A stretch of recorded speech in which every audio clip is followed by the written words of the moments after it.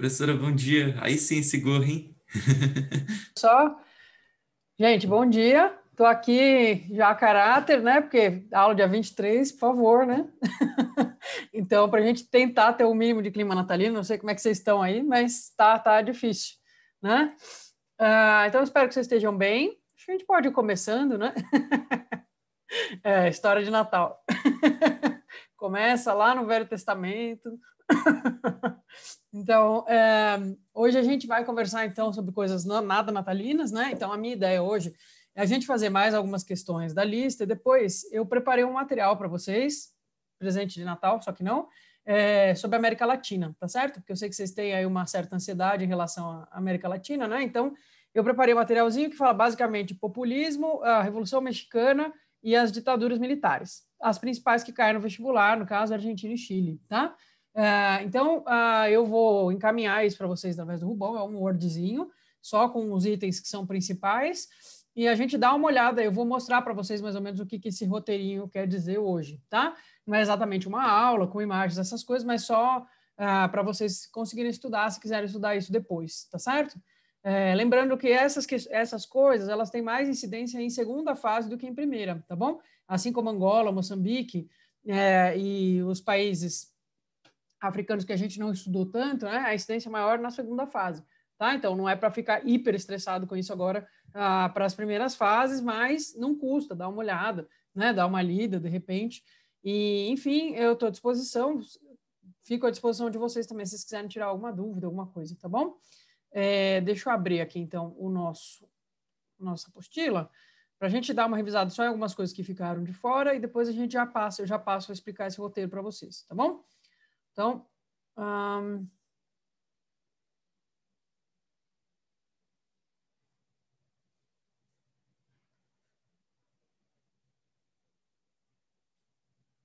parte 2 já foi, parte 3 já foi.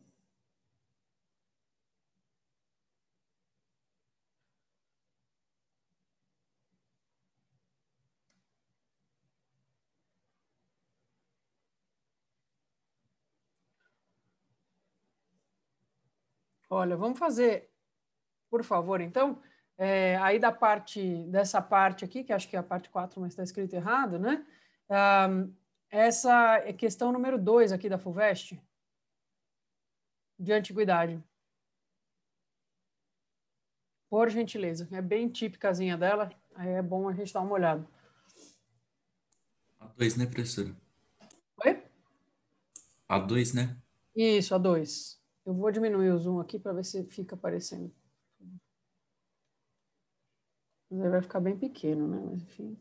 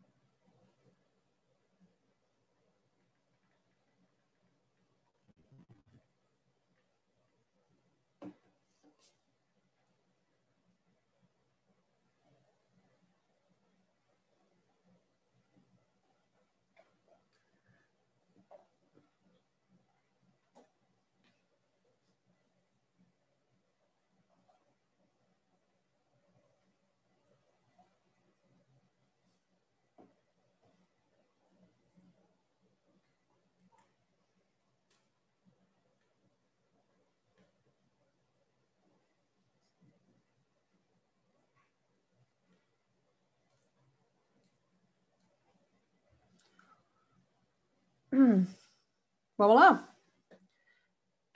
Então, A questão diz o seguinte: em certos aspectos, os gregos da antiguidade foram sempre um povo disperso.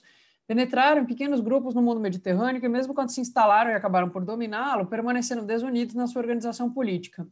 No tempo de Heródoto e muito antes dele, encontravam-se colônias gregas não somente em toda a extensão da Grécia atual, como também no litoral do Mar Negro, nas costas da atual Turquia, na Itália do Sul e na Sicília Oriental, na costa setentrional da África e no litoral mediterrâneo da França.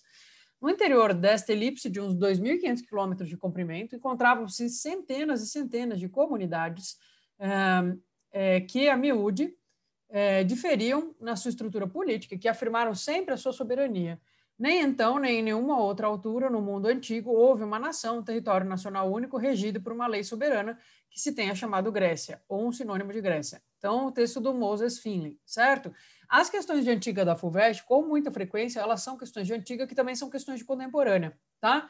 Esse é um exemplo disso, então eu quis trazer ela na aula de hoje, para a gente conversar um pouco sobre esse modelinho de questão que a FUVEST vai te cobrar, certo?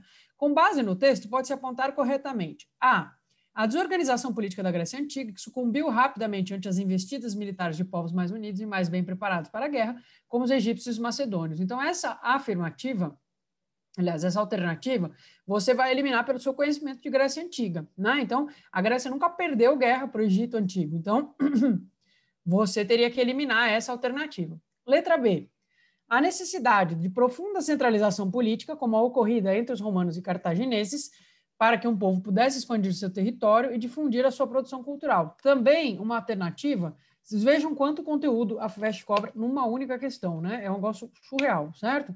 Nessa segunda questão, você teria que saber que Cartago é uma cidade fenícia, né? E como cidade fenícia é uma cidade independente de outras cidades, portanto, não é parte de um império organizado como foi Roma, ou como foram os persas, ou como foram depois os macedônicos, né? Então, Cartago não é exemplo de centralização política, certo, gente? É um exemplo, pelo contrário, de uma cidade autônoma, independente, ok? Então, também aí você tem que saber antiga para responder essa questão, né? Então, B, você elimina. C, a carência entre quase todos os povos da antiguidade de pensadores políticos capazes de formular estratégias adequadas de estruturação e unificação do poder político. Então, aqui, a gente teria que pensar o quê? O básico, não é? O que a gente sabe sobre a Grécia Antiga normalmente quando a gente nunca estudou muito ela? Que eles inventaram a democracia, né? Então, eles têm pensamento político e tem muita gente discutindo política. Então, não é por causa disso que eles não vão ter uma supercentralização, né? São outros fenômenos históricos que explicam isso, tudo bem? Então, essa também exigia um pouquinho de conhecimento de antiguidade para você eliminar. D, a inadequação do uso de conceitos modernos, como nação ou Estado nacional, no estudo sobre a Grécia Antiga, que vivia sob outras formas de organização social e política. A alternativa correta, tatuem essa afirmativa, certo, gente? Coloquem aí, escrevam isso num post-it, porque 90% das questões de antiguidade da FUVEST vai perguntar alguma coisa nesse sentido, que é pegar vocês no pulo, que é pegar vocês confundindo o que é um país hoje em dia, o que é a Grécia hoje em dia com o que foi a Grécia na antiguidade, que é uma coisa muito diferente. Tá? Então, é uma questão. Por que eu digo que é uma questão de contemporânea também? Porque se você não sabe o que é o Estado Nacional, se você não sabe o que é o nacionalismo como fenômeno que surge no século XIX, você pode ficar confuso, tá certo? Então, você precisa saber que o Estado Nacional, como a gente organiza ele na nossa cabeça, não é? Ele é um fenômeno que surge com a modernidade. Na Idade Média, a gente não fala de Estado Nacional, não é? Mesmo os Estados Nacionais que se formaram muito cedo, se formam, assim, na melhor das hipóteses, lá para 1300, 1200, como é o caso de Portugal, não é? E a maior parte deles vai se formando, então, ao longo da modernidade, chegando ao extremo, não é? Da Alemanha e da Itália, só no século XIX se tornam países como a gente entende países, certo? E o nacionalismo, que é outro fenômeno, que é o fenômeno, então, de pensar que politicamente o interessante, não é argumentar sempre em nome desse território, desse povo que supostamente ocupa esse território, dessa cultura desse povo que ocupa esse território, que isso é o mais importante, tem que nortear a ação política, isso já é coisa lá dos 1800 e pouco, tá certo? Então, isso precisa estar muito claro na cabeça de vocês, porque é uma das principais questões discutidas pelo vestibular de História da FUVEST, tá bom? Quer dizer, porque isso, no fundo, é um dos eixos do nosso ensino de história para vocês. É que vocês entendam e compreendam esse fenômeno, certo? Por quê? Porque senão você não entende o século XX, você não entende o que aconteceu, né? E o nacionalismo é um fenômeno vivo até hoje, né? Então, a valorização na Grécia Antiga dos princípios do patriotismo e do nacionalismo como forma de consolidar política e economicamente o Estado Nacional. Então, vejam como duas afirmativas, você não tinha que saber antiguidade, Você tinha que saber o que é o Estado Nacional, o que é patriotismo, o que é nacionalismo, certo? Então, só para a gente relembrar, vamos gravar isso, certo? O Estado Nacional é um fenômeno da Idade Moderna, que a gente considera que começa lá pelo século XV, mas isso varia um pouco de acordo com a região, certo? O nacionalismo, por sua vez, enquanto visão política de mundo, é um tipo de pensamento político que vai surgir principalmente a partir dos anos 1800, é característico do século XIX. Na verdade, a partir de 1750, ali já começa a se formatar, tá certo, gente? Mas porque nunca é super exato, né? Mas é um fenômeno que vocês podem e devem associar na cabeça de vocês aos anos de 1800 e alguma coisa, beleza? Tudo bem? Então, um bom vestibular, como é o vestibular da FUVEST, vai fazer esse tipo de relação, porque aí uma única questão ele já avalia você em 2 períodos, em 2 conteúdos completamente diferentes, né? Mas isso também faz com que as questões da FUVEST exijam o dobro de atenção de vocês, tá certo? Então, mais uma dela que também tem um estilo interessante.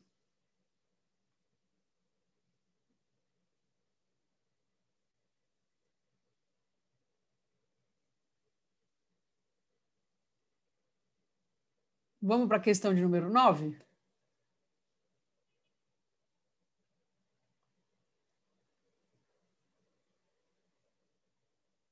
Às vezes, vocês já fizeram ela em geografia, por acaso? Porque ela é meio limítrofe.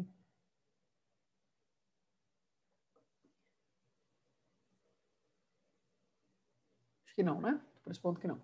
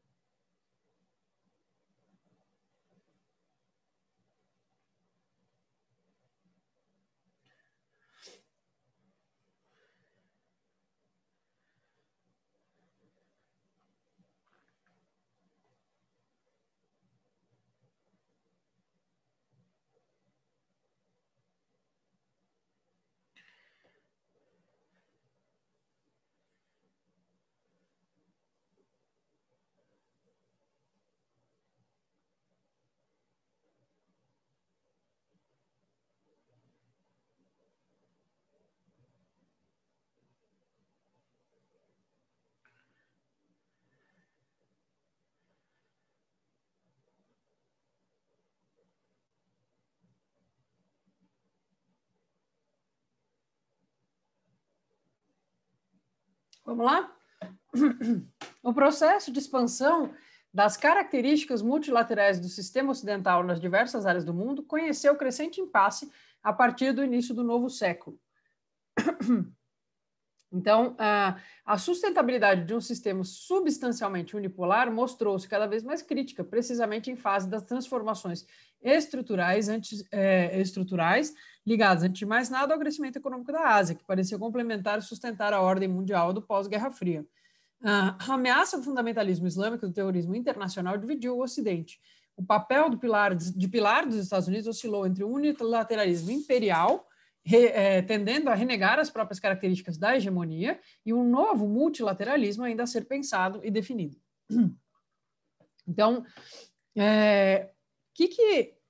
me interessa aqui nessa questão? Né? Que, primeiro, que a gente note que tem o uso de uma série de termos aqui, que são termos que são importantes de vocês terem bem estabelecidos na cabeça, que são, por exemplo, né, o que significa unilateralismo, o que significa fundamentalismo, e em que termos que está se dizendo aqui que o unilateralismo imperial dos Estados Unidos ele renega as suas próprias características de hegemonia, tá certo? Então, essas coisas, ter esses conceitos bem estabelecidos é importante para vocês não caírem em nenhuma pegadinha que possa vir a aparecer na prova de história sobre esse momento que a gente não estudou quase, que é esse momento do pós-Guerra Fria, certo? Então, eu estou fazendo essa questão aqui para a gente conversar um pouco sobre isso, porque é o que eu disse para vocês, a incidência na prova de história é muito baixa, mas pode acontecer, né? Então, é bom que vocês cheguem com isso um pouquinho discutido, certo? Então, o texto propõe uma interpretação do cenário internacional no princípio do século XXI e afirma a necessidade de se valorizar a liderança norte-americana sobre o Ocidente, pois apenas os Estados Unidos dispõem de recursos financeiros e militares para assegurar a nova ordem mundial.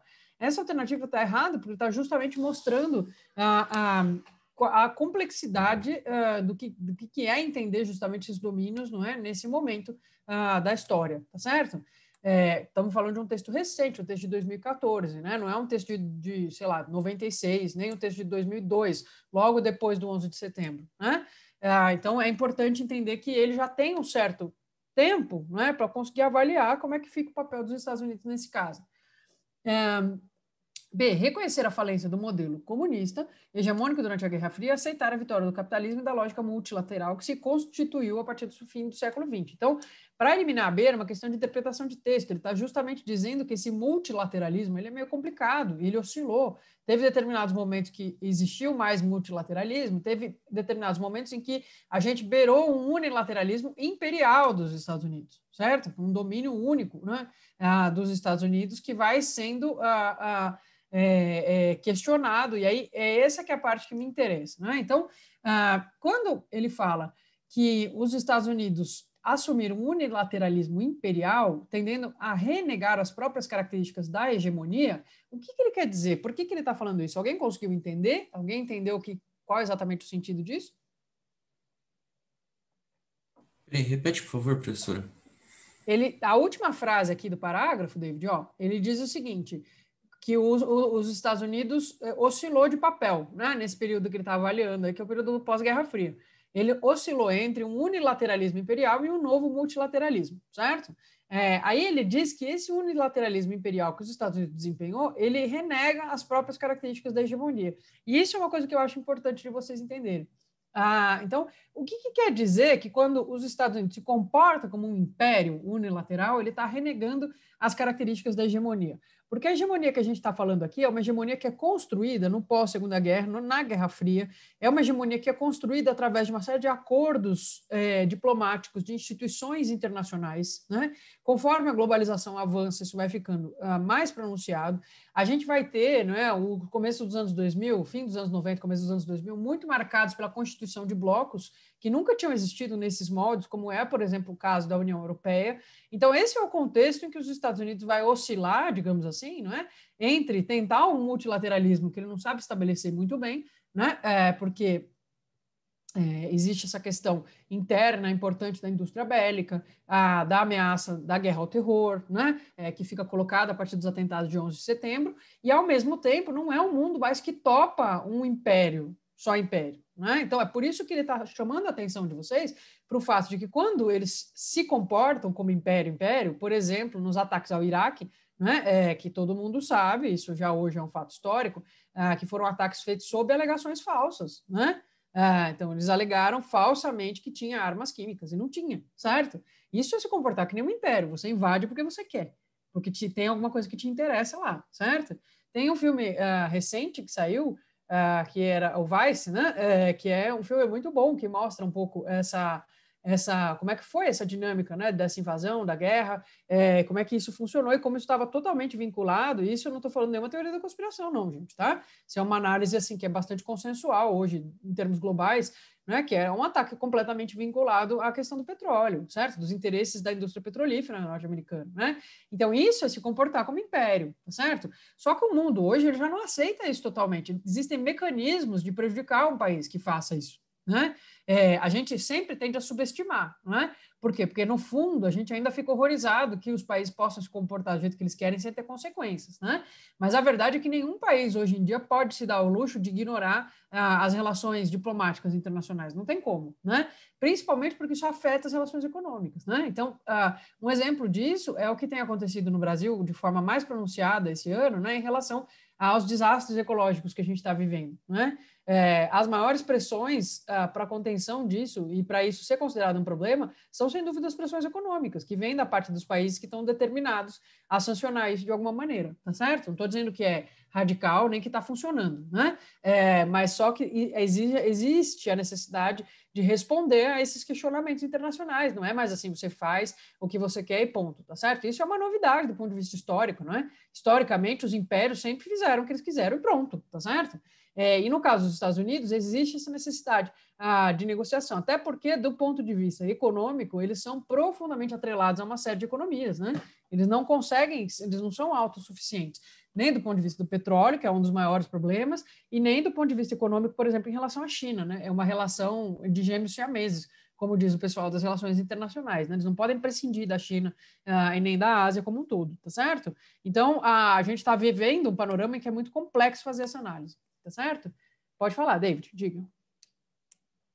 Professora, nas aulas do Ricardinho, ele sempre menciona quando vai falar de questões internacionais e tal, que é muito difícil meio que punir países como Estados Unidos e China e tal. Com Qual que é o certeza. limite? Eu sempre tenho dúvida, qual que é o limite de, tipo, influência internacional para punição desses países, sabe? Que, tipo, são poderosos e tal na questão geopolítica, só que acabam agindo como se fosse um império e tal, de forma oculta. Tipo, quais são os limites dessas punições? Eu nunca entendi muito bem a Cara, fronteira, sabe? Tipo, do que pode ser feito e o que não pode.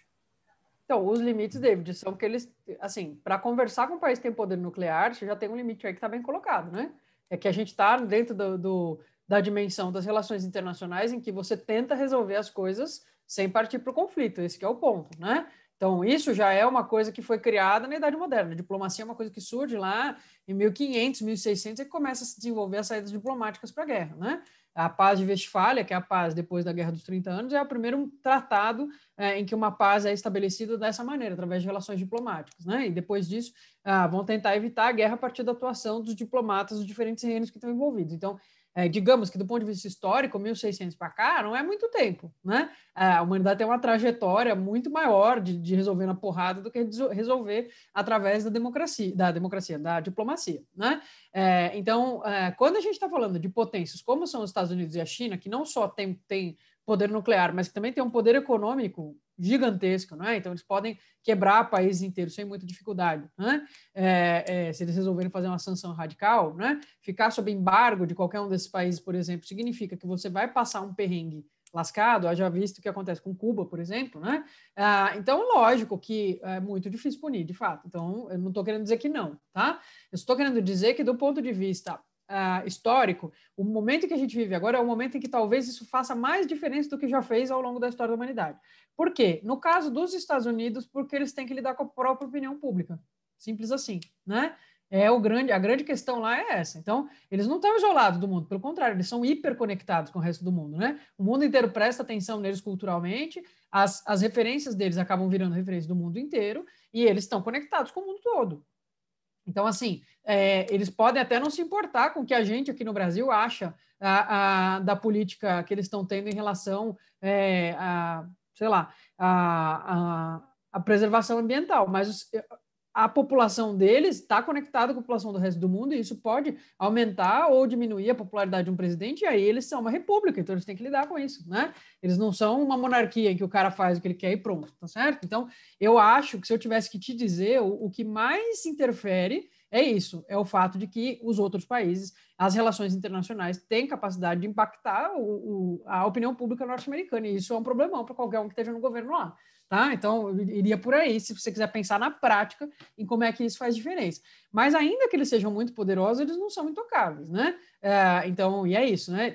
Hoje em dia, acho que a gente tem que entender que eles dividem um pouco, dependendo da região do mundo, eles dividem um pouco essa hegemonia, né, com outras nações que acabam tendo muito impacto também, a Turquia em certos pontos, a Rússia em outros pontos, né? Então, é um unilateralismo, com certeza, se a gente comparar com a Guerra Fria ou com o que foram outros momentos, mas ainda assim, só pensar no unilateralismo de império não resolve o problema da gente pensar no que eles fazem hoje em dia, tá certo? Não sei se dá para entender o que eu quero dizer. Então, só para a gente matizar um pouco essa visão que a gente tem, né? Então, na prática, por exemplo, com a América Latina, eles se comportam como império, tá certo? Você não tem a menor dúvida. Eles vão conquistar isso, principalmente através de uma influência cultural, então, para não parecer que eles são malvados, né? A gente gosta deles, consome a cultura deles, consome o que eles fazem, acaba querendo ser que nem eles, etc. Então a gente não percebe tanto, mas o comportamento deles com os países da América Latina em geral é um comportamento de império, mas assim, também é atenuado, né? Por exemplo, eles não podem, eles não têm capacidade de fato, sem gerar um monte de problema, interferir que a gente se organize no Mercosul, por exemplo, né?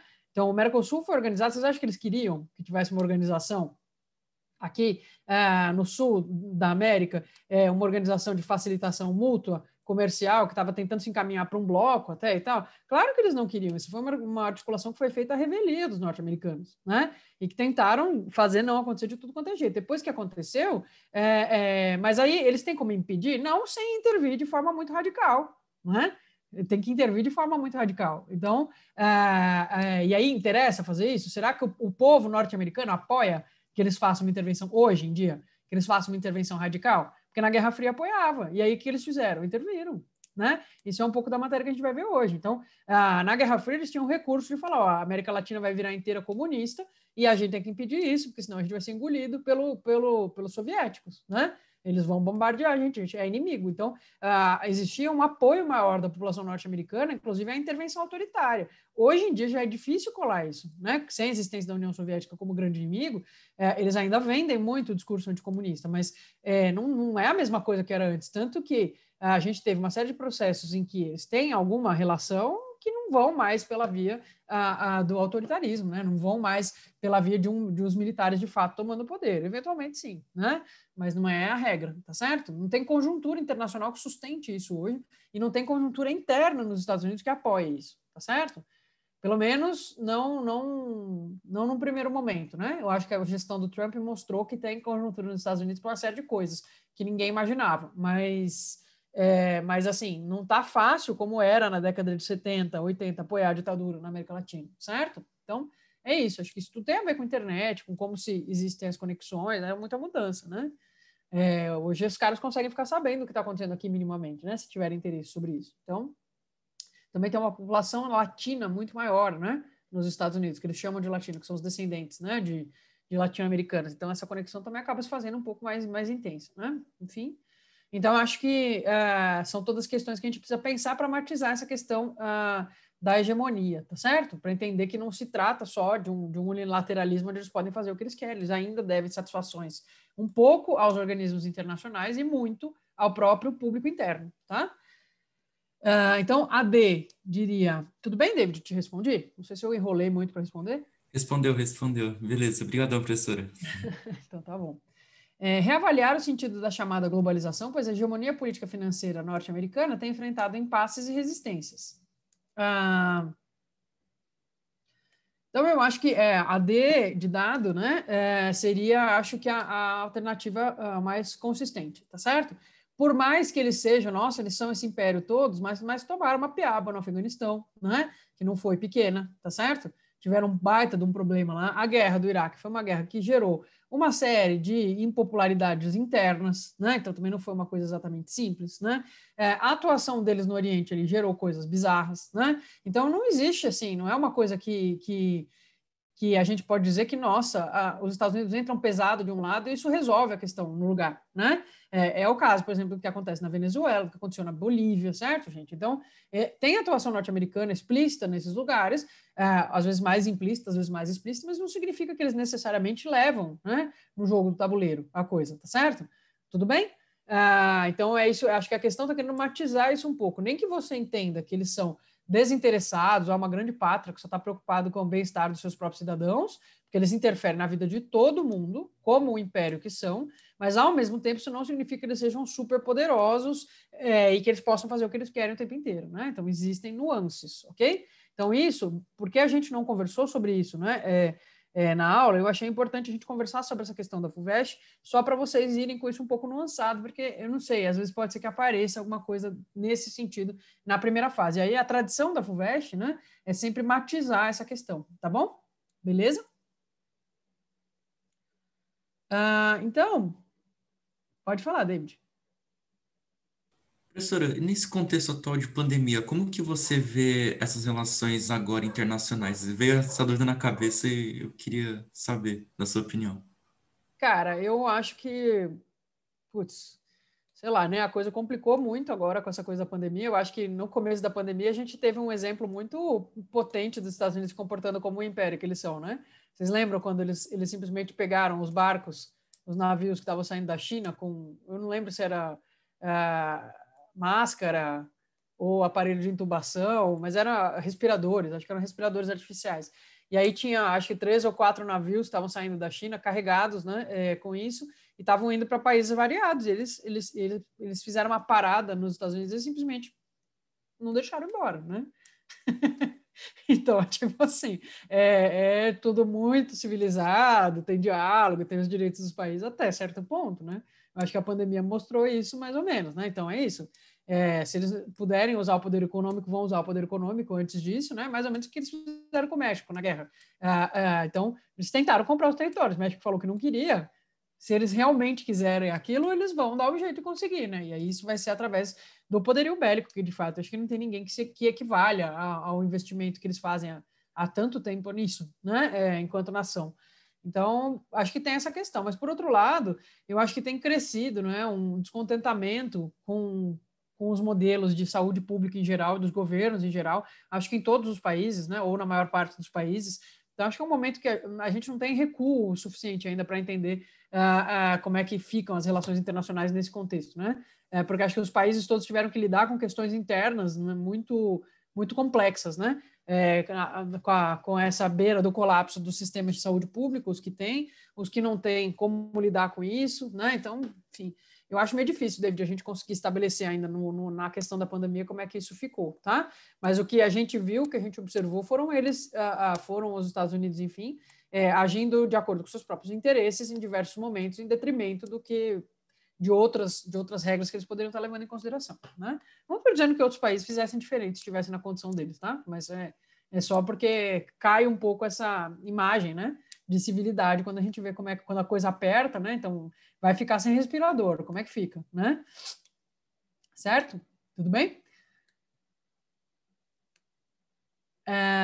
Tudo certo, valeu, professora. Quer dizer, eu acho que isso fez a gente repensar tanta coisa, né? Eu acho que teve alguns casos que foram tão significativos. Eu não sei se vocês viram na França que várias indústrias químicas simplesmente receberam um decreto do governo que era para parar de químicas e indústria que poderia produzir máscara e insumo hospitalar em geral.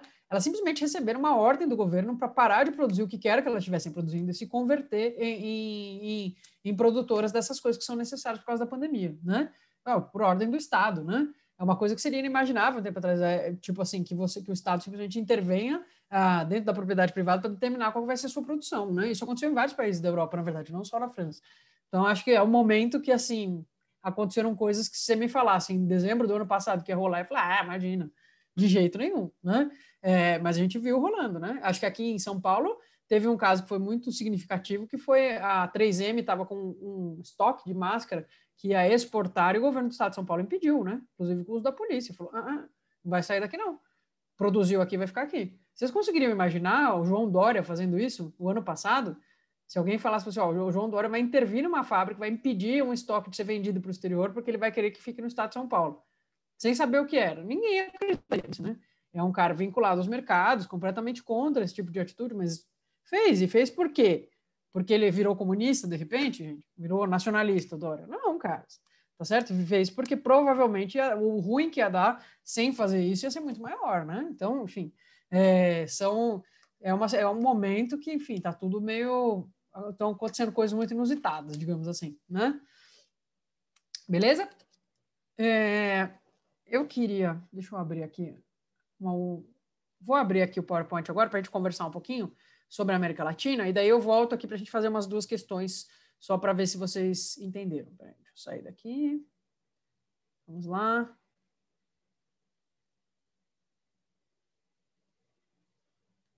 Aqui, pronto.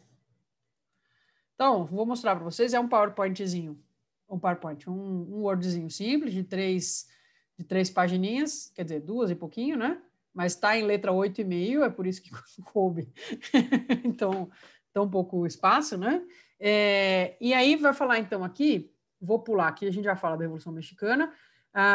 Qual que é a coisa que tem maior possibilidade de aparecer para vocês na prova? É isso aqui, ó, o populismo, certo? Então, deixa eu aumentar um pouco o zoom. Ficar pelo menos no tamanho do PowerPoint, né? Populismo, gente, é uma dessas palavras que a gente usa em história que tem milhões de sentidos, tá certo? Então, que a gente pode usar tanto para... É mais ou menos o que acontece com os estilos na história da arte, né? O barroco, em geral, quando a gente fala que uma coisa é barroca, que é uma obra de arte barroca, a gente está se referindo a um período histórico específico, a lugares específicos, né? Nós estamos falando lá de coisas que foram produzidas entre 1600 e 1700, sei lá eu, por artistas X, Y, Z. Mas eu posso perfeitamente usar a palavra barroco para, sei lá, eu entrei num salão de cabeleireiro que tem lá um lustre de não sei quantas mil lampadinhas, todo de cristal, e aí o salão inteiro meio dourado, não sei o que tal. Eu falo, nossa, que barroco esse salão. Vocês conseguem entender que eu estou querendo me referir à quantidade de ornamentação que tem dentro desse espaço, né? Com o populismo acontece a mesma coisa. Então, dentro da história, o populismo tem um sentido específico, ok? Na história, a gente chama populismo a um fenômeno latino-americano, que eu coloquei aqui para vocês o verbete da FGV, porque eu acho ele bastante bom, né? E que, então, ele elenca aqui como principais populistas o Vargas, o Perón, o Cárdenas, né? E uma série de outros caras importantes, então, da América Latina, que vão estar ou nos anos 30, anos 40, ou até a década de 70, a gente ainda vai ter governos que podem se enquadrar nisso, tá certo? Quais são as características desses governos que a gente chama de populistas dentro da história, né? 2 características principais, então. A primeira, que normalmente ele ocorre quando essas sociedades latino-americanas, que eram majoritariamente agrárias no começo do século XX e até, às vezes, até meados do século XX, quando elas passam do agrário para o urbanizado, certo? 100% das vezes de forma planejada, né, digamos assim, sem planejamento, sem organização, tá certo? Essa passagem do agrário para o industrial é um dos pré-requisitos, digamos assim, para a gente ter esse fenômeno do populismo, certo? E a outra coisa, que é a mais famosa, que vocês devem ter na cabeça, enfim, é o fato de que a gente tem um apoio massivo, principalmente da população urbana, mas às vezes também da população rural, da classe média e de partes da burguesia ao projeto que é centrado numa liderança, tá certo?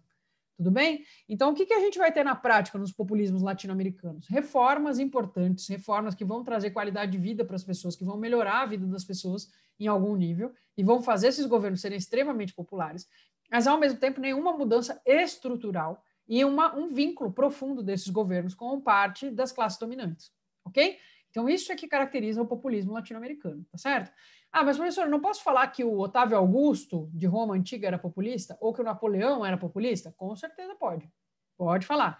Só que entenda que, porque que você está querendo dizer dessa popularidade que eles vão ter com a população, ao mesmo tempo que eles não estão comprometidos com mudanças radicais do ponto de vista econômico, da distribuição de renda, qualquer coisa do tipo, certo? Uma vez que você entenda isso, não tem problema você usar fora de contexto, tá certo? As pessoas usam mesmo, falam que o Napoleão era populista, etc, né? Mas entendo que dentro da história existe uma delimitação. Quando a gente fala os populismos, em geral, a gente está se referindo à América Latina a partir dos anos 30, tá certo, gente? Beleza? Ok? Então, a gente vai ter aí o principal representante extra, porque vocês certamente já estudaram bastante o Vargas, né? Não conseguiram escapar do Vargas, devem ter tido 1 milhão de aulas sobre o Vargas, porque é isso, né? Ele marca muito a nossa história. E, para além do Vargas, então, acho que o vestibular, quando não cobra o Vargas, quando vai falar de populismo, cobra o Perón, né? Na Argentina, certo? Então, vai falar dessa figura que gerou uma forma de entender a política, né? Apesar de ter ficado no poder aí, vai ficar no poder menos de 10 anos, né? Mas gera uma forma de entender a política que existe até hoje. Então, o peronismo é ativo politicamente até hoje na Argentina, né? Então, estão aqui as principais características do peronismo. Eu só destaco para vocês, então, a política de concessões, essa palavra é muito importante, concessões à classe operária. É o mesmo que o Vargas vai fazer aqui, né? Então, vai regulamentar as relações trabalhistas dos trabalhadores urbanos, vai criar alguns projetos, né, de inclusão para os trabalhadores urbanos, e isso vai fazer com que ele tenha feito mais por essa população do que qualquer outro governante que já existiu, certo? É a mesma coisa que acontece com o Perón lá. No caso do Vargas, o grande buraco é em relação à população do campo, né? A população do campo que é totalmente mantida nas mesmas situações de sempre pela Vargas, né? Não à toa, certo? Dado quem ele era, né? No caso do Vargas e do Perón, a gente pode falar tranquilamente também em autoritarismo, tá certo? Então, a postura repressiva costuma acompanhar os populismos, né? Então, não são governos que se caracterizam pela postura democrática. Lembram lá do Napoleão fazendo plebiscito atrás de plebiscito? Então, quando a gente fala, por isso que se fala muito, né? Se retoma o modelo do Napoleão quando vai discutir o populismo latino-americano, por conta dessa questão, né, de que eles estão realmente usando o modelo que ele estabelece, digamos assim, né? Então, a igreja, no caso do peronismo, oscila, né? Embora o discurso do peronismo seja religioso, né? Então, o lema aí, Deus, Pátria e Povo, né? Mas a igreja no começo apoia e depois passa a uma oposição tensa, né? Quem que foi oposição ao peronismo desde sempre? O Partido Comunista e o Partido Socialista, o resto as outras vertentes da social-democracia argentina, enfim, do trabalhismo vão se dividir bastante, em cada momento estão de um lado ou do outro, né? E também a direita argentina também se divide em relação ao Perón, né? Então também é um homem extremamente habilidoso, assim como Vargas, e que confunde um pouco a nossa bússola política, né? Você não consegue saber muito qual é a do cara, né? Mas de todo modo não marcou tanto a história da Argentina à toa, né? As concessões que faz a classe dos trabalhadores são muito importantes. Quem que odeia o Perón, além do Partido Comunista e do Partido Socialista? Os produtores de cereais e de carne que que estavam vinculados ao capital externo, tá certo? Na Argentina, né? Então, que eram investidores, que tinham investidores estrangeiros e que estavam muito pouco interessados nas políticas que o Perón estava fazendo em relação a alimentos e a exportações, né? Porque estava interessado em deixar as coisas dentro do país, né? E essas pessoas estavam ganhando muito dinheiro com a política contrária, tá certo? Então vão odiar muito ele, vão ser a principal oposição a ele dentro dos setores da elite argentina, tá certo? Beleza? Então, só para vocês saberem que o peronismo é o tipo de populismo latino-americano que mais aparece no vestibular, tá? Sobre as ditaduras militares, então a gente tem duas, a do Chile e da Argentina, que tem dois modelos diferentes, tá? Às vezes o vestibular gosta de comparar isso. Por quê? Porque o modelo do Chile, desde o princípio, é centralizado numa única figura, que é o Augusto Pinochet, né? E a Argentina, desde o começo, é uma junta militar, ou seja, é um governo de um conjunto de militares que vai se sucedendo, tá certo? No poder. Então, ao contrário do Pinochet, que é personalista em torno da figura dele, não é? No caso da Argentina, não é exatamente isso que a gente vai ter, tá certo? Qual é o contexto do golpe do Pinochet, que também acontece em 11 de setembro, né?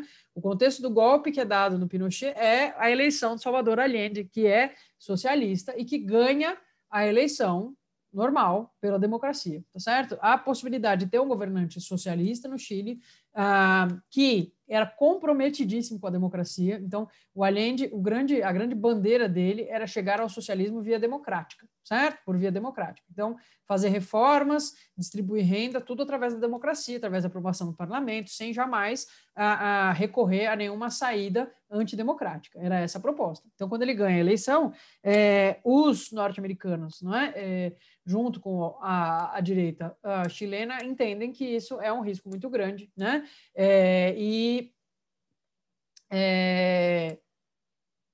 Vão entrar, então, de sola, não é? Nesse contexto, apoiando, então, a ditadura militar representada pelo Pinochet e por um grupo de economistas, né, ligados à Escola de Chicago, que são, digamos assim, grandes defensores do neoliberalismo econômico, né? Eles não gostam que chame de neoliberalismo, na verdade, né? Eles entendem que eles são liberalismo e ponto, tá certo?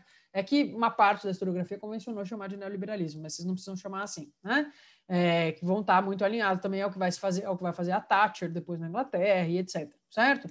Então, antes do golpe propriamente dito, não é? O Allende vai estatizar setores chaves da economia e vai querer começar a reforma agrária, né? Afinal de contas, ele era socialista, certo? Em 71, os Estados Unidos estabelecem um bloqueio econômico informal, certo? Aí a crise econômica é ferrada, né? Vai ter desabastecimento, vai ter mercado paralelo de alimentos, né? E aí a gente vai ter, então, a camada média, a classe média não gosta de desabastecimento, certo, gente? Se isso acontece, é uma coisa que deixa a classe média contra qualquer governo que exista, né?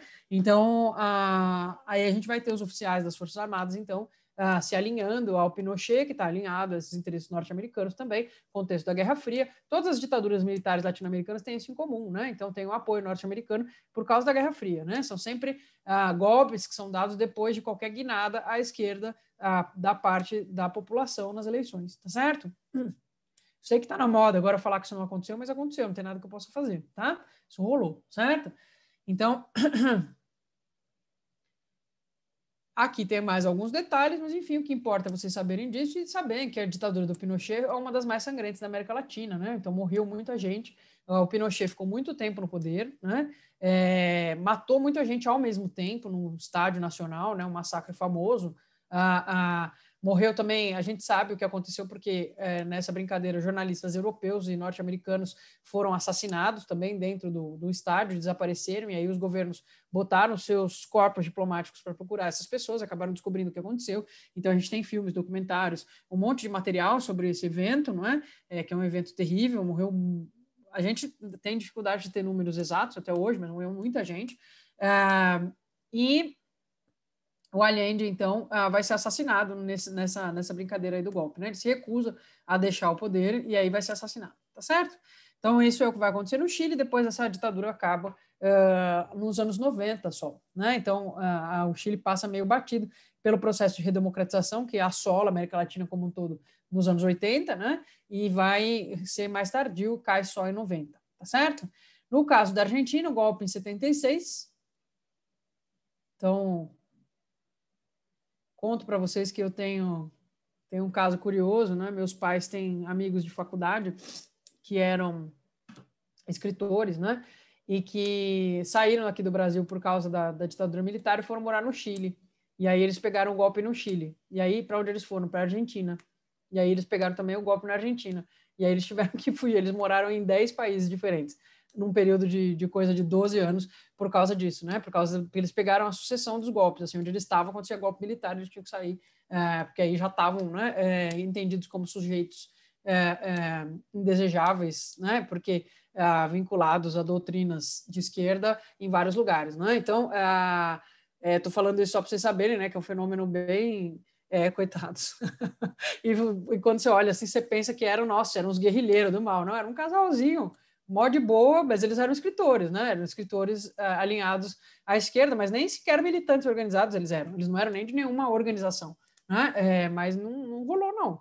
De uma vez que tiveram que sair aqui do Brasil, depois ficou difícil. Depois que instauraram as outras ditaduras, né? Como a gente conversou sobre a Operação Condor, existia um serviço de inteligência interditaduras latino-americanas, né? Então, você estava fichado num lugar, sua vida ficava complicada nos outros também, né?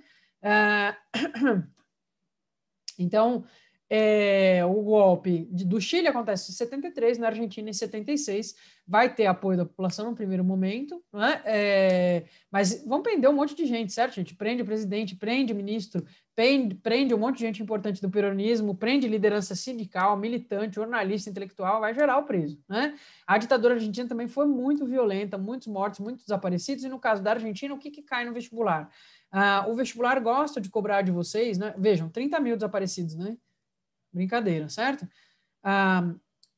A questão das avós da Praça de Maio. É importante que vocês já tenham ouvido falar disso, né? Eu não sei quantos vocês já conhecem, já ouviram falar disso, mas além das pessoas que desapareceram, porque, por exemplo, eram colocadas nos voos da morte, né? Então, colocavam no avião, jogava a pessoa no mar, né?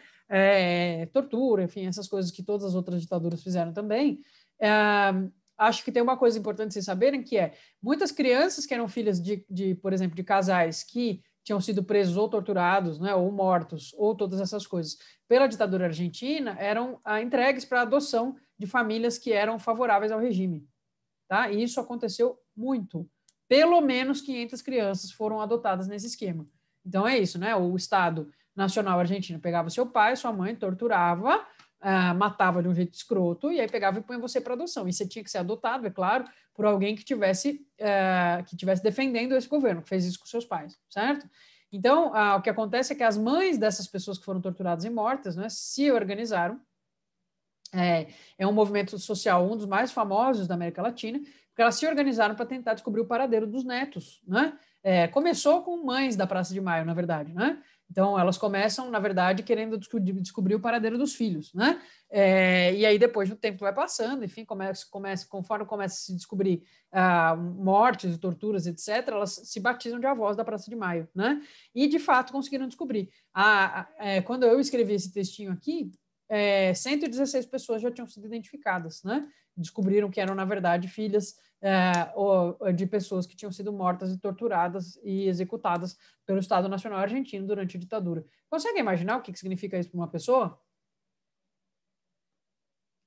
Foi criada numa família de valores afins a esse governo, e aí, de repente, ela descobre que os pais dela foram assassinados, torturados e mortos, enfim, de um jeito bizarro pelo próprio Estado Nacional, e que os pais dela sabiam disso, toparam adotar a pessoa. Conseguem conceber a doideira que é isso, né? Então, o vestibular gosta de perguntar sobre isso, né? Porque é um movimento social que ainda tem muita importância na Argentina, enfim, e que é muito único, né?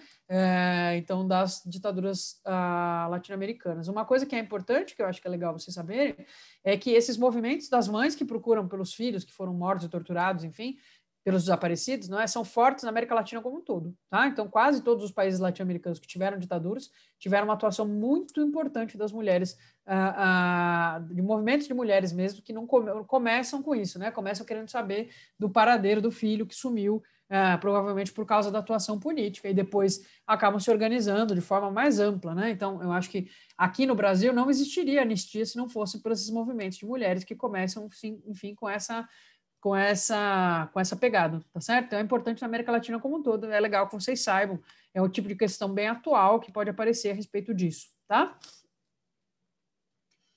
E então a ditadura da Argentina acaba em 83, por quê? São várias coisas, né? Então, mas principalmente a Guerra das Malvinas, tá certo, gente? A Guerra das Malvinas, que foi tocada pelo Leopoldo Galtieri, que era um dos, né, considerado, né, um dos ditadores mais limitados intelectualmente, assim, digamos, dessa safra aí, da ditadura argentina. O Galtieri resolve meter o louco e declarar guerra à Inglaterra, certo? Sei lá, achou uma boa, né? Por causa das Ilhas Malvinas, certo? Então invade com o exército argentino as Ilhas Malvinas, e aí é uma derrota, mas é uma derrota dessas estrondosas, vergonhosas, né? Morre um monte de gente, perde de um jeito vergonhoso, né? E aí, enfim, a Argentina, que estava lá de boa, acaba tendo que se render às tropas britânicas muito rapidamente, né? Coisa de meses, tá certo? Isso termina, e aí a gente vai ter, então, isso aumentando brutalmente a impopularidade da ditadura lá. Então, o processo de redemocratização vai ter tudo a ver com esse desgaste causado pela Guerra das Malvinas, tá certo? Mas não só, né? A gente vai ter crise econômica em todos os países e ao fim das ditaduras também vai estar relacionado a isso. Beleza? Tudo bem? Então é importante ter ouvido falar desses dois modelos, saber das diferenças, saber que o Chile é centrado numa figura só, que a Argentina não, né? Que o Chile tinha esse contexto, o Chile representava, eu queria que vocês entendessem isso, não é? Quando o Allende é eleito, o Chile ele passa a representar no mundo inteiro o lugar em que vai se existir o modelo de socialismo democrático. Porque o Allende era um expoente global da defesa do socialismo democrático. Então, não é à toa que o golpe acontece lá do jeito que acontece. Né? Precisa, na visão dos norte-americanos, é uma coisa que não pode dar certo. O Chile se torna estratégico, não só porque ele é na América Latina e a gente é quintal dos caras, tá certo, gente? Não só por isso, mas também por conta desse destaque, né, de um modelo de socialismo democrático.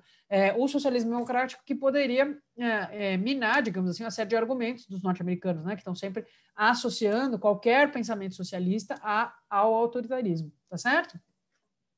Então, tem essa importância estratégica, ideológica, é por isso que a intervenção lá vai ser tão dura, né? Tão brutal, tá certo?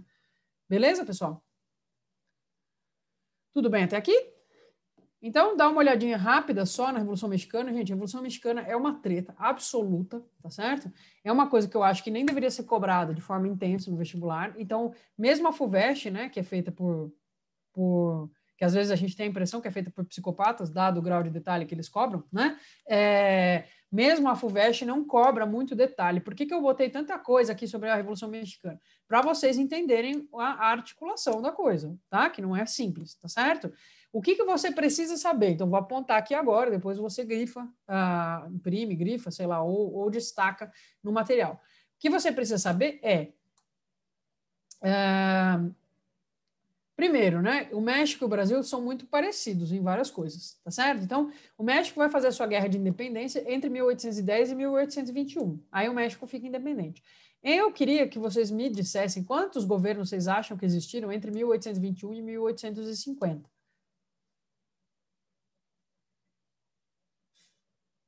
Vocês fazem ideia?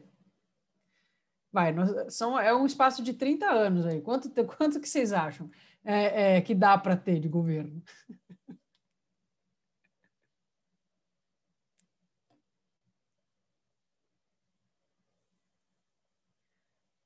Gente, mais de 50. Contando entre governos e governos provisórios e assassinato, um cara que mata o outro. Não estou brincando. É um baita de um bang-bang, certo? Então, assim, professor, você está dizendo que teve mais de um governo por ano? Sim, com uma certa frequência para chegar nesse número, né? Vocês estão entendendo o nível da treta? Então, assim, ninguém vai perguntar para vocês o que estava acontecendo antes disso, porque, meu, nem os mexicanos entendem direito, né? Vai a gente entender. Então, desencana disso, tá? O que vocês precisam saber? Que de 1876 até 1911, ou seja, qual que é o antecedente principal da Revolução Mexicana? A ditadura do Porfírio Dias, tá certo? Então, essa é o antecedente principal. Porfírio Dias é o nome que vocês precisam conhecer. Precisam saber que Porfírio Dias é um ditador mexicano e que ele vai ser comprometidíssimo, então, com o latifúndio no México, tá? E que vai ser muito comprometido, tão comprometido com o latifúndio quanto ele é comprometido com o capital norte-americano. Então, o que vai acontecer? Ele vai instaurar essa lei dos baldios aqui, que é o que vai fazer ele ser extremamente impopular com as populações indígenas e camponesas do México em geral, tá certo? A lei dos baldios faz com que o governo tenha autorização para pegar a terra indígena e repassar e vender, tá certo? Então, a terra que já tem uma população indígena ali ocupando, uma população campesina, ele pode tomar essa terra como uma terra vazia e vender para um latifundiário estrangeiro, tá certo? E aí isso vai fazer, é claro, né, com que essa população fique sem terra, sem ter como sobreviver, fique extremamente marginalizada, tá certo? O que ele quer com isso? Ele quer dinheiro norte-americano e europeu entrando no México, né? Mas é lógico que as pessoas mais pobres e camponesas, e o México é profundamente agrário nessa época, vão ficar com muita raiva do governo, né? E, ao mesmo tempo, você vai ter a ampliação absurda da desigualdade, uma escalada aí de problemas sociais enorme, né? Porque você pega um camponês, que é uma pessoa que está há gerações produzindo na mesma terra, certo? E vivendo do campo, e você simplesmente tira a terra dele e fala, viu, você não pode mais ficar aqui, né? Até que os latifundiários vão absorver alguma dessa mão de obra para trabalhar nas suas próprias terras, mas não é toda. E o cara sai de uma situação em que ele tinha autonomia e passa para uma situação em que ele trabalha por um salário minúsculo e não tem nada que é dele, né? Então, isso se for salário, né? Você sabe como é que é a América Latina, certo? Então, do ponto de vista da população pobre, é muito grave o que acontece ao longo desse tempo, né?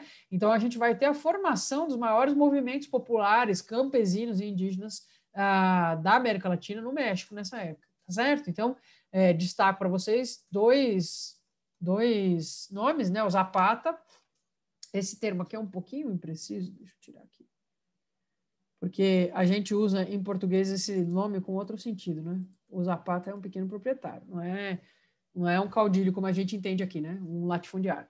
Então, o Zapata e o Pancho Villa, certo? São os dois principais nomes, um do sul, outro do norte do México, não é? Que vão liderar esses movimentos de trabalhadores rurais. A esses movimentos se somam os movimentos indígenas, né? Que no México são extremamente numerosos, tá certo? Até hoje são os movimentos indígenas mais importantes, organizados, né? Não os mais importantes, mas dos mais importantes com certeza, tá certo? Qual o lema? Terra e liberdade. Então, o que a FUVEST gosta de perguntar? Já perguntou umas 3 vezes isso. Qual que é a principal questão da Revolução Mexicana? Terra. A questão principal da Revolução Mexicana é terra, certo? Esse que é o problema principal. É claro que tem uma série de outros problemas, porque, afinal de contas, se trata de uma ditadura, é um governo autoritário, tá certo? Mas a gente não pode ignorar essa questão, tá? Nas cidades mexicanas, né, aos poucos também, o governo Porfírio Dias vai se mostrar muito pouco interessante para as classes trabalhadoras urbanas, então ele vai começar a virar alvo de greve, tá certo? E vai perder apoio. Nunca teve muito, né? Mas vai perdendo cada vez mais apoio da intelectualidade, dos jornalistas, etc. A coisa baba, né? Na hora que a igreja, uma parte da igreja vira oposição ao seu governo, né? E aí uma parte da elite também vira oposição ao seu governo, então ele vai renunciar, certo? E aí, com a renúncia dele, é claro, os movimentos que queriam o fim do porfirismo, né? Como a gente chama essa ditadura organizada em torno da figura dele, vão ter a impressão de que, beleza, agora ganhamos. Só que não é assim que funciona. Como eu disse para vocês, apesar da gente ter uma característica popular forte, né, de campesina e greve operária, e também, né, de trabalhadores intelectuais, professores, jornalistas, etc. E uma parte, a gente teve a adesão de uma parte da elite, tá certo? Então, quando Porfírio Dias cai, o que vai acontecer é que uma parte dessa elite que estava contra ele assume o poder, o Madeiro primeiro, certo? E aí vai prometer Deus e o mundo, vai falar, não, gente, vamos reformar tudo, vamos redistribuir as terras, vai dar tudo certo, né? Quando ele chega no poder, ele não faz isso, ele mantém as proteções aos grandes proprietários, certo? E aí, o Zapata e o Pancho Villa, a questão para eles era terra, a questão para os campesinos e para os indígenas era reforma agrária, tá certo? Era desfazer o que a lei dos baldios tinha criado, não é? A própria estrutura histórica do México é uma estrutura latifundiária como a do Brasil, mas a lei dos baldios piorou muito essa concentração fundiária, né? Então, quando o Madeiro se recusa a mexer na questão agrária, o Zapata e o Pancho Villa passam para a oposição, né? E aí vai ficar bem complicado para ele, tá certo? Então, fica complicado para ele está com mobilização popular contra ele, está desagradando as elites porque está também fazendo algumas concessões, vai ser assassinado, né? México é que nem Brasil, não tem brincadeira, certo? Então, morre, o Vitoriano Huerta mata ele, não é? E o Zapata e o Villa organizados conseguem forçar a queda do Huerta, que era um cara que, pelo contrário, não estava comprometido com nada, nenhum tipo de reforma, nenhum tipo de coisa. E aí, finalmente, a gente vai ter o Carranza assumindo, vocês não precisam saber nenhum desses nomes, só o do Porfírio Dias, Zapata e Pancho Villa, esse precisa conhecer, tá bom? Os outros não tem necessidade, eu só estou contando para não ficar muito confuso, tá? Quando o Carranza assume, vai ter constituinte. A Constituição de 1917 no México cai no vestibular, né? Quando cai a Revolução Mexicana, cai a Constituição, tá certo? E aí a Constituição ela vai assegurar alguns direitos indígenas, vai contemplar principalmente os trabalhadores urbanos, então salário mínimo, jornada de 8 horas, etc., tá certo? E vai conceder ao Estado a possibilidade de expropriar latifúndios de interesse público. Então, ela abre o espaço para a reforma agrária, certo? Que agora, a partir de agora, é constitucional que o Estado possa olhar para uma terra e falar, essa terra é improdutiva. E aí ele pode pegar essa terra e redistribuir. Então, existe a possibilidade, né?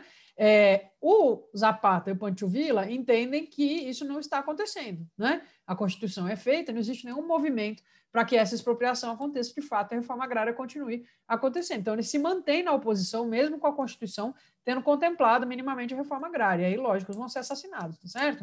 Então, em 19 morre o Zapata, depois, em 23, o Pancho Villa, certo?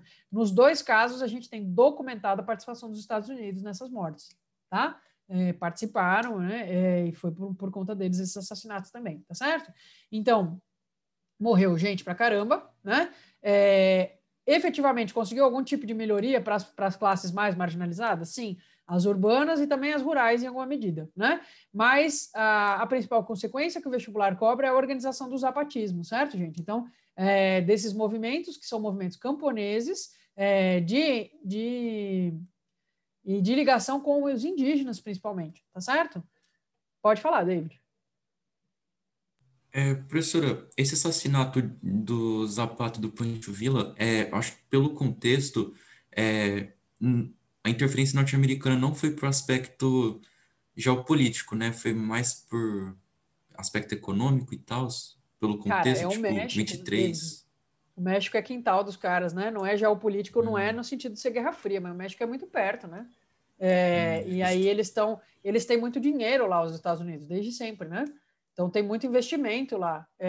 Boa parte desses latifúndios eram latifúndios de investidores norte-americanos, né? Então não interessava para eles que os caras continuassem forçando a barra para, até porque o Zapata e o Pancho Villa queriam que tudo que foi feito pela lei dos baldios fosse revogado. Um monte de gente que comprou terra no México, nos Estados Unidos, né? Por causa dessa brincadeira, ia rodar nessa, certo? Então, nem é uma questão, mas você tem razão, não é uma questão. Os Estados Unidos não atuam aí porque eles já estão numa dinâmica geopolítica contra o socialismo, como é lá o caso da Guerra Fria, certo? Mas eles vão fazer isso porque eles têm interesses econômicos diretos ali. É muito norte-americano importante que tem latifúndio mexicano, que tem empresa no México, né? Então, é o vínculo muito próximo ali para eles deixarem correr solto, tá? Então, eles vão intervir mesmo, tá certo? Beleza? Então, é importante, gente, conhecer o Exército Zapatista de Libertação Nacional, saber que ele existe até hoje, que ele atua até hoje, que ele é organizado até hoje. Essa liderança, que é o subcomandante Marcos, né, uma liderança anônima, né, ninguém sabe quem é o subcomandante Marcos, mas ele que assina os manifestos do Exército Zapatista e tal, e é um movimento social muito articulado e muito importante, tá certo? Tem regiões inteiras do México que você não entende nada se você não entender a importância que tem o zapatismo lá até hoje, tá? Então, o México é um panorama muito complexo. Tem que pensar, sempre que você tiver com dificuldade de entender o México, pense que é que nem o Brasil. Pense o que é um gringo tentando entender a política brasileira, né? Sem condições. A gente entende mais ou menos, certo? Ao mesmo tempo, a gente tem um grau de proximidade cultural grande, então a gente consegue sacar mais ou menos por onde a coisa vai, né? Tudo bem, gente. Então, a Revolução Mexicana, ela tem esse aspecto, não é? Um aspecto de fato, algumas concessões são feitas. O grande resultado dela é essa Constituição de 1917. Existem concessões importantes feitas para as classes populares, existe um processo de abertura política comparado com os autoritarismos que vêm antes, sem dúvida nenhuma, tá certo? Mas, ao mesmo tempo, ela mantém muito da estrutura desigual do México, que uma boa parte das pessoas que estavam engajadas na Revolução Mexicana queria que terminasse, tá certo? Então, ela não leva a termo, digamos assim, essa questão da terra, por exemplo, né? O México não tem reforma agrária, né? Não sofre uma reforma agrária profunda, tá certo? E sofre iniciativas, é mais ou menos que nem tem no Brasil. Então, existe essa possibilidade? Existe essa possibilidade. Então, às vezes, você consegue assentar, depende do governo, depende da boa vontade do governo, etc, etc, etc. Tá certo? Beleza, pessoal? Então, espero que isso tenha ajudado vocês aí a ficarem um pouco mais calmos com as questões de América Latina, né? A gente ter dado uma olhada nesses tópicos. Eu sei que vocês já estão mega exaustos, né? Por causa da altura do campeonato em que a gente está, mas é isso aí, né? Então, eu vou abrir aqui agora uma questão, só para a gente dar uma olhada, para ver se ajuda a resolver a gente ter conversado sobre essas coisas, né? Então, deixa eu abrir aqui.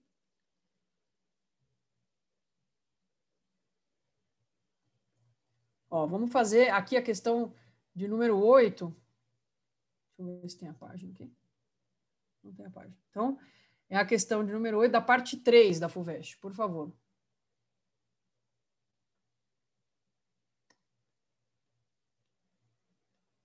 Um minutinho para vocês lerem.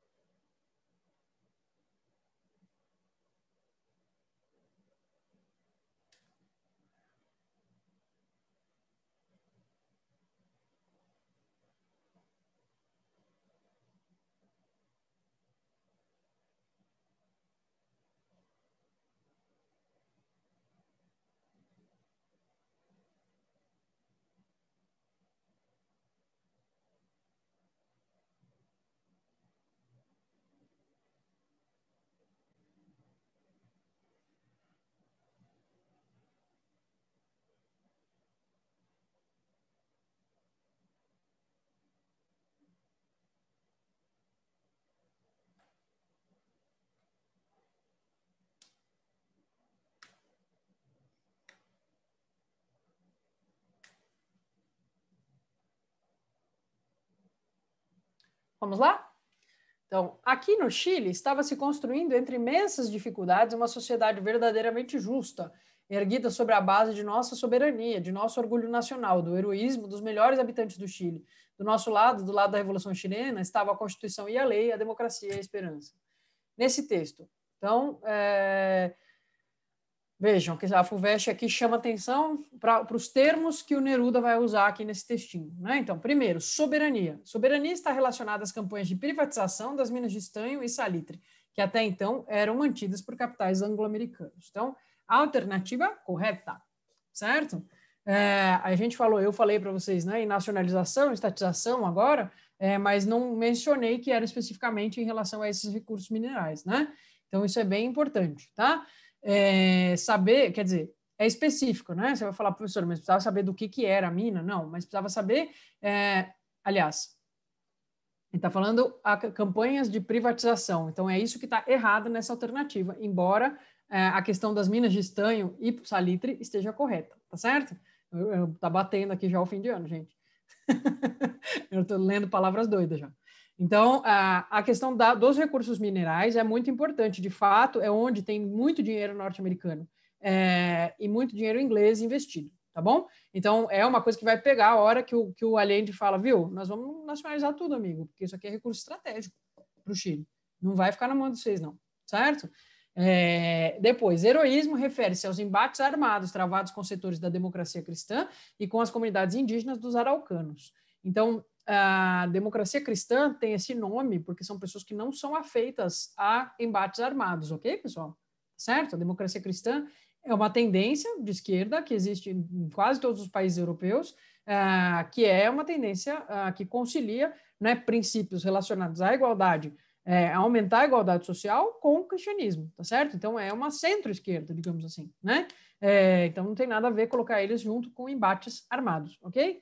A Constituição e a lei é uma referência ao novo ordenamento jurídico implantado após o golpe promovido pela Unidade Popular. A Unidade Popular é o nome da frente ampla que vai levar o Allende ao poder e ela, ao contrário, sofreu um golpe, não deu um golpe.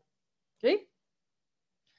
Democracia alude a um traço peculiar da via chilena para o socialismo, pois o presidente Salvador Allende chegou ao poder pelo voto. Correta alternativa. D. Certo? Tá assim, 90% das vezes que cai o Chile no vestibular é para vocês saberem falar disso, tá?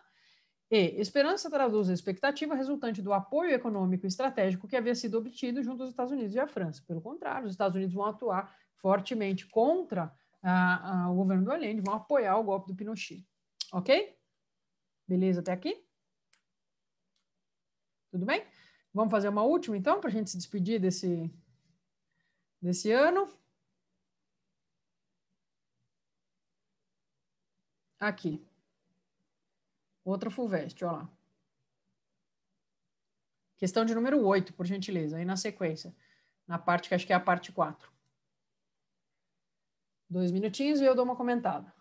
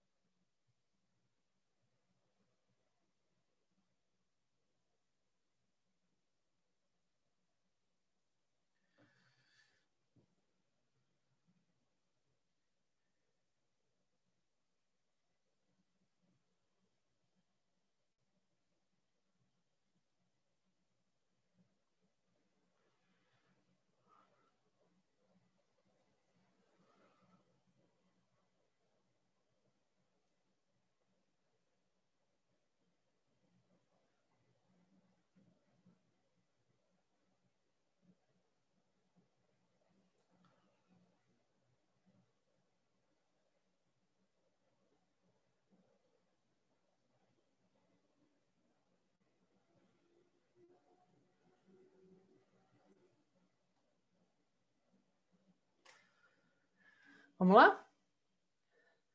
Somos produtos de 500 anos de luta. Primeiro contra a escravidão na Guerra de Independência contra a Espanha, encabeçada pelos insurgentes. Depois, para evitar sermos absorvidos pelo expansionismo norte-americano. Em seguida, para promulgar nossa Constituição e expulsar o Império Francês de nosso solo. Depois, a ditadura porfirista nos negou a aplicação justa das leis de reforma e o povo se rebelou criando seus próprios líderes. Assim surgiram Vila e Zapata, homens pobres como nós, a quem se negou a preparação mais elementar para assim utilizarmos como bucho de canhão e saquear as riquezas de nossa pátria, sem utilizar-nos, né, tá errado aqui, como bucho de canhão e saquear as riquezas da nossa pátria, sem importar que estejamos morrendo de fome e enfermidades curáveis, sem importar que não tenhamos nada, absolutamente nada, nenhum teto digno, nem terra, nem trabalho, nem saúde, nem alimentação, nem educação, sem ter direito a eleger livre e democraticamente nossas autoridades, sem independência dos estrangeiros, sem paz nem justiça para nós e nossos filhos. Primeira declaração da Selva Lacandona, em janeiro de 94. A Revolução Invencível, do subcomandante Marcos e Exército Zapatista de Libertação Nacional. O documento, divulgado no início de 94 pelo Exército Zapatista de Libertação Nacional, refere-se, entre outros processos históricos, a luta de independência contra a Espanha no início do século XIX, que erradicou o trabalho livre indígena e fundou a primeira república na América. Erradicar o trabalho livre indígena significaria ter escravizado todo mundo, né? Tá certo? Então, não. A alternativa está errada, ok? B. Colonização francesa do território mexicano entre os séculos XVI e XIX, que implantou o trabalho escravo indígena na mineração. Já falo dessa, vamos para as próximas, né? C. Reforma liberal na metade do século XX, quando a Igreja Católica passou a controlar quase todo o território mexicano. Errado, certo? D. Guerra entre Estados Unidos e México, em meados do século XIX, que o México perdeu quase a metade do seu território. Alternativa correta, certo? E. Ditadura militar no final do século XIX, que devolveu às comunidades indígenas do México as terras expropriadas e rompeu com o capitalismo internacional, certo? Então, expulsar o território francês do solo, né, mexicano não tem a ver com uma colonização francesa, propriamente dita, tá certo, gente? Mas tem a ver com a presença dos franceses ali por razões geopolíticas, né? Então, no caso, se vocês só pensassem o que vocês sabem sobre o México, vocês já saberiam que não dá para falar em colonização francesa propriamente dita, né? Mas, de fato, eles vão fazer uma intervenção durante o século XIX, né? Eles vão fazer isso com o apoio dos ingleses e da Espanha, certo? Por quê? Por causa de dívida, tá? Então, existe essa intervenção francesa, ela acontece, é a isso que ele está fazendo referência aqui, tá? Mas, por outro lado, não dá para a gente falar numa colonização francesa propriamente dita, tudo bem? Beleza? Então, daria para chegar... Pode falar, David. Pera, professora, eu não entendi. Considerando o contexto do Império Francês, como assim ter apoio inglês? Eu me perdi. Você pode explicar Sim. melhor? Então, Não porque captei. daí, é uma coisa muito pontual que acontece nos anos 50 do século XIX. A primeira, acho que é 1850, a segunda, 1862. A França intervém no México, por conta, o México está endividado, está com dívida com a Inglaterra, está com dívida com a França, está com um monte de dívida, né? E aí você tem governos naquela bagunça que eu falei para vocês que acontece antes do Porfírio, que ameaçam não pagar essas dívidas, mandar uma moratória nervosa ali. Então, esses países vão intervir militarmente no México por causa disso, tá bom? Mas, tipo, mesmo, sei lá, que quando falo Império Francês, eu lembro do contexto do Napoleão e tal, e, tipo, eles não estavam em conflito com os ingleses, e, tipo... Não, é posterior ao Napoleão, tá, David? Não é o Napoleão, não. O Ah, Napoleão tá, cai em justo. 1815, a gente está em 1850. São Ah, aqueles tá. revivals do Império Francês, né? Justo, justo, justo. Certo? Beleza. Certo, Beleza? certo. Uhum. Então tá bom. Bom, Valeu, então professora. deu para vocês verem como é que cai aí, como é que aparece, principalmente na FUVEST, não é isso? Espero que vocês deem conta de fazer as questões. Qualquer coisa, eu estou à disposição. Eu sou lenta para responder e-mail, mas eventualmente eu acabo respondendo, certo, gente? E então a gente encerra por aqui, né? Espero que vocês tenham um ótimo fim de ano, um ótimo recesso. Fiquem tranquilos, vocês estão preparados, tem que confiar. Agora chega um momento difícil, né? Que vocês têm que confiar no trabalho que vocês fizeram até agora, né? Porque a gente começa a ficar nervoso, dependendo de como você olha para as coisas, você só vai ver o que você não estudou, né? Mas vestibular é acúmulo, certo? Então, vão com calma, fiquem calmos, tentem descansar agora no recesso, é muito importante vocês chegarem com boas condições cognitivas, porque esse ano foi muito estressante, né? E então, desejo toda a sorte, vamos lá, tá certo? Então, bom fim de ano para vocês, foi um prazer. Muito obrigado pela companhia ao longo do ano. Acho que fez muita diferença para mim que a gente estivesse aqui juntos, mantendo as aulas e conversando sobre coisas e tal, porque foi um ano que foi meio de enlouquecer qualquer pessoa, né? Então, para mim, a troca com vocês foi importante, nesse sentido e vou lembrar para sempre de vocês, né? Vocês são a minha primeira turma que eu dei aula de história online no meio da grande pandemia de 2020, que já é um fato histórico, então não tenho como esquecer, tá certo, gente? Espero que a gente se veja logo, então, e tenha um bom fim de ano, tá certo? Feliz Natal, bom ano novo e até mais, gente. Tchau, professora. Obrigadão, hein? Feliz Natal e Tchau, Feliz Ano Carol. Novo. Feliz Tchau, Natal. queridos. Até Tchau, mais. muito obrigada. Professora, Oi. você pode passar esse arquivo no grupo? Eu acho que é Posso, eu melhor. tô mandando pro Rubó aqui já, tá aberto o WhatsApp para não esquecer, tá bom? Tá bom, tá bom. Obrigadão. Boas festas. Tchau, tchau. Boas festas.